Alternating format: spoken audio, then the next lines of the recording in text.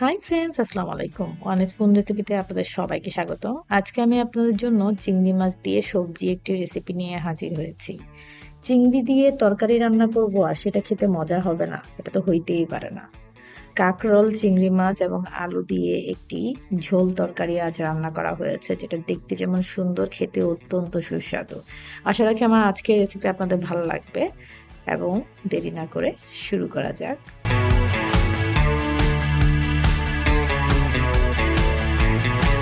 রেসিপিটি তৈরি করার জন্য এখানে আমি পাত্রে অলিভ অয়েল দিয়ে দিচ্ছি। আপনারা যদি চান আপনারা যে কোনো ধরনের কুকিং অয়েল ব্যবহার করতে পারেন। এখানে অলিভ অয়েলটি ঠান্ডা থাকা অবস্থায় আমি এখানে দিয়ে দিচ্ছি চিংড়ি মাছ। চিংড়ি মাছটাকে খুব ভালো করে আমি ধুয়ে কুটে নিয়েছি এবং এখানে দিয়ে দিচ্ছি টমেটো স্লাইস। আপনারা যদি চান টমেটোটা পরেও দিতে পারেন। সাথে দিয়ে দিচ্ছি পেঁয়াজ কুচি। সবগুলো উপকরণ লবণ দিয়ে আমি একসাথে এখন মিশিয়ে নিব এবং অপেক্ষা করব যাতে চিংড়ি মাছটা মোটামুটি ভাজা হয়ে যায়। তেলের মধ্যে চিংড়ি মাছ দিলে সাধারণত চিংড়ির একটা সুন্দর ঘ্রাণ আসে, যেটা খেতে অত্যন্ত সুস্বাদু লাগে। এখানে আমি এখন আদা রসুন বাটা দিয়ে এটাকে খুব ভালো করে নেড়ে চেড়ে ভেজে নেব। সাথে দিয়ে দিচ্ছি এখন মশলা। এখানে আমি হলুদের গুঁড়া, মরিচের গুঁড়া এবং পরিমাণ মতন লবণ দিয়ে নিলাম। দিয়ে এটাকে খুব ভালো করে নেড়ে চেড়ে নিব। আমি এখানে হলুদ এবং মরিচের গুঁড়ো ছাড়া অন্য কোনো মশলা ব্যবহার করছি না। এখন এটাকে ভালো করে নেড়ে চেড়ে একটু পানি দিয়ে দিব, যাতে মশলাটা কষা হয়ে যায়। আমার রেসিপিগুলো যদি আপনাদের ভালো লেগে থাকে তাহলে অবশ্যই লাইক, কমেন্ট এবং শেয়ার করবেন। এখন আমি এটাকে খুব ভালো করে নেড়ে চেড়ে ঢাকনি লাগিয়ে দিব। অপেক্ষা করব যেন তেলটা উঠে আসে। এখানে আমার চুলার ফ্লেমটা কিন্তু লোতে আছে। 2 মিনিট পর এখন আমি এখানে দিয়ে দিচ্ছি কাঁকরোল।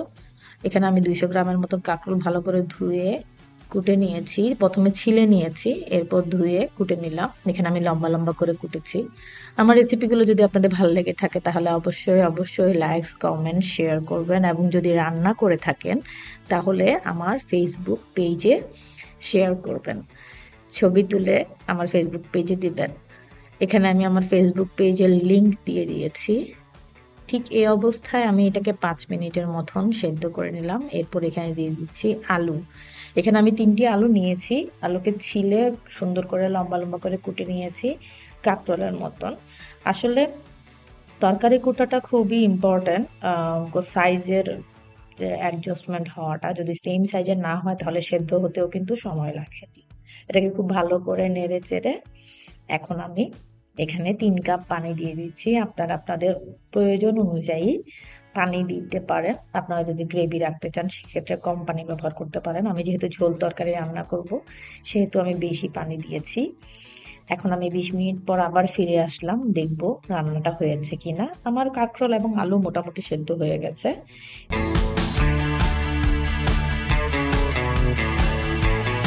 ঠিক এই অবস্থায় আমি নেড়ে চেড়ে এখানে ধনিয়া পাতা কুচি দিয়ে দিব, যাতে একটা সুন্দর ঘ্রাণ বের হয়, এবং অপেক্ষা করব যাতে আমার তরকারিটা সেদ্ধ হয়ে আসে। ব্যাস, আমার তরকারিটি তৈরি হয়ে গেল। তাহলে আজকে এই পর্যন্তই। আল্লাহ হাফেজ।